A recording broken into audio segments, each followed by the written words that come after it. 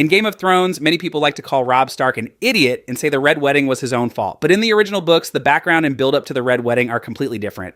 In the novels, Robb does not marry Talisa from Volantis. Instead, he marries Jane Westerling, the daughter of a minor noble house sworn to Tywin Lannister. In the show, Robb simply falls in love with Talisa and breaks his oath to marry her. But in the books, what happens is far more complicated. Robb attacks the Crag in the Westerlands and is seriously wounded by an arrow during the assault. While he is recovering from his injuries, he receives devastating news. Theon Greyjoy has brutally murdered Bran and Rickon. As readers, we know the deaths are fake and that the boys are still alive, but Robb does not know that. To him, his two younger brothers have been slaughtered by someone he once considered almost a brother. At this moment, wounded, grieving, and emotionally shattered, Lady Westerling sends her daughter Jane to comfort him. Jane enters Robb's chambers and consoles him in his deepest despair. Eventually, they sleep together. In the world of Game of Thrones, especially for a noblewoman, sleeping with a man outside of marriage can destroy her honor. The only way to restore that honor is for the man to marry her. Out of respect for Jane, and out of gratitude for the comfort she gave him in his darkest hour, Robb chooses to marry her. He was only a teenager at the time. He believed he was doing the honorable thing, protecting Jane's reputation. But it's important to remember, it was her mother who sent her to comfort him in the first place. This strongly implies that Lady Westerling had ulterior motives from the beginning.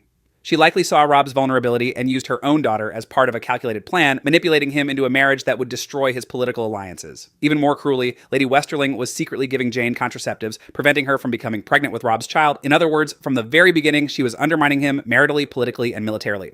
In the show, Robb makes a foolish decision by marrying for love and breaking his oath.